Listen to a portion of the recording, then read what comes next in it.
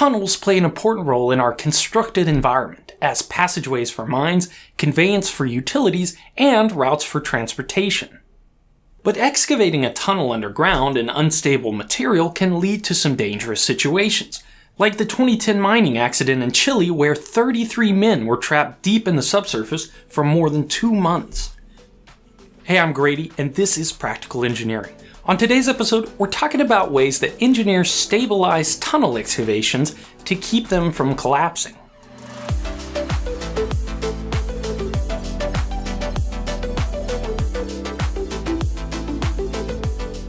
This video is sponsored by Dollar Shave Club. More on that later. Rocks are heavy. That may seem self-evident, like a lot of fundamental principles in civil engineering, but when you build things underground, it starts to become a major consideration. Just like atmospheric pressure is created by the weight of air molecules pressing down on each other, pressure exists in the subsurface of the Earth from the weight of the soil and rock above. This pressure compresses the material in the subsurface more and more the further down you go. Building a horizontal passageway, or a tunnel, through this material interrupts the flow of these compressive forces. Just like if you remove a column from a building, excavating a tunnel takes away the support from the material above. Where you once had compression throughout the subsurface, now you've created a zone of tensile stress, where the material above the tunnel is trying to pull away from itself. Many materials react differently to tension than they do to compression, and soil and rock are no different. You can imagine soil as a collection of individual particles. The only reason a soil mass has any strength at all is because of the friction between those particles. But friction is a function of the force pressing the particles together. So if you instead reverse that force and pull the particles apart, the soil loses all its strength.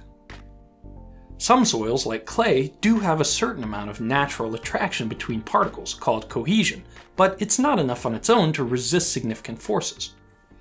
In other words, you can't make a rope out of soil. It has no strength against tension.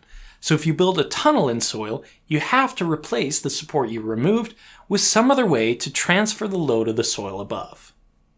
This is why many tunnels are lined with materials like steel or concrete, to provide support to the tunnel walls and transfer the stresses in the subsurface around the tunnel.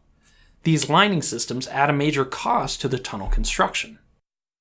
Rock, on the other hand, behaves a little bit differently in that it does have some tensile strength. You could make a rope from it. Not that it would be very useful, but it's a good way to imagine the difference between soil and rock mechanics. In fact, rock generally has more strength than soil for all types of stress.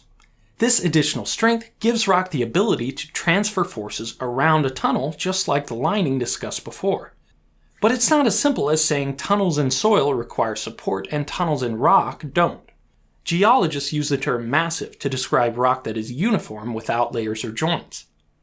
Unfortunately, not all rock is massive. In fact, most geologic units of rock in the subsurface have at least some amount of jointing or natural breaks.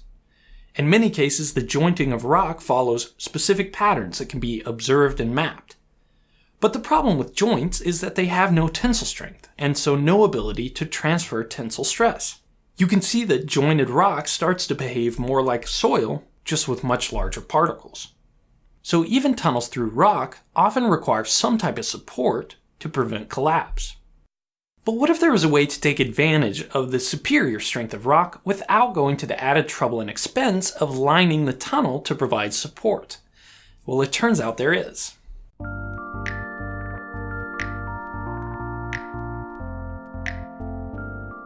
Rock bolts are a type of reinforcement for stabilizing rock excavations, usually made from steel bars or bolts. I built this demonstration to show how they work. This is essentially the frame of a table, but the top is completely open. I attached a bottom to the frame to represent temporary shoring of a tunnel roof. Even though our permanent support system doesn't rely on this, it's necessary until we get the rock bolts installed. My rock bolts are just actual bolts with large fender washers to spread out the load. You can see that I space them out into a nice grid pattern. Actual rock bolts are similarly installed in a pattern along a tunnel. For the rock material of the tunnel roof, I'm using gravel. Of course, there are a few differences from the real world in my demonstration here. First, in the real world, the rock is there first. We don't get the convenience of adding the rock after the tunnel is already in place. Real rock bolts are installed by drilling into the native material. The other difference is the scale. Although there isn't a fine line between soil and rock mechanics, gravel really falls into the soil side. It would never be feasible to use this many rock bolts just to stabilize a gravel mass. You would just line the tunnel. Rock bolts are most feasible when you're tunneling through jointed rock, where you can put a little more space between the bolts. But this demo is just to show that it can be done. To tension the rock bolts, I tighten the washers and nuts onto each one. Another obvious difference between my demo and the real world is that we don't normally have access to the top of the bolts to add nuts and washers. Instead, the rock bolts are secured at their ends by some other method. Two of the most common methods of anchoring are a wedge device and pumping in grout. It's very similar to putting an anchor in concrete or even hanging a picture frame in drywall. Once the bolts were tensioned, it was time to remove the temporary bottom. You can see I lost a little bit of gravel between the rock bolts, but the majority of the rock is spanning the gap. I've essentially created a bridge made of gravel. But you know that supporting its own weight isn't exciting enough for this channel, so I decided to put my own safety on the line as a test subject. The rock-bolted gravel could support my weight even with a few hops. You can see things flexing a bit underneath, but the simulated tunnel ceiling held strong.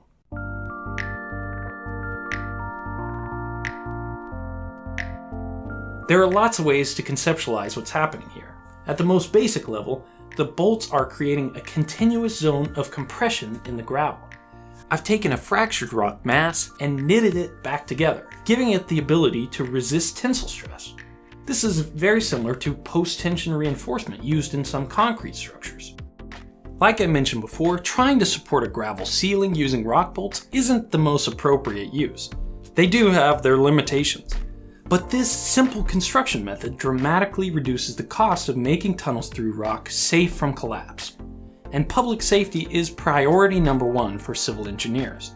Do you have questions about tunnels or any other topic in engineering? Post them in the comments below. Thank you for watching, and let me know what you think.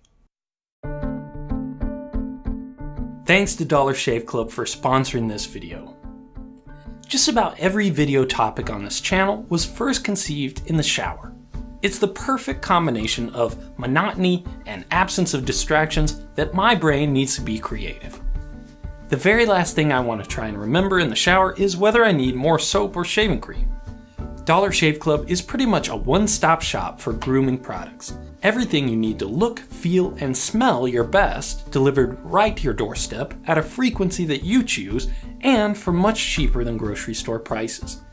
This is the stuff I got in my first box. It's not just razors. Support practical engineering and get your daily essentials starter set from Dollar Shave Club for just $5 by visiting the link in the description below. Get it for yourself or give it as a gift to a friend.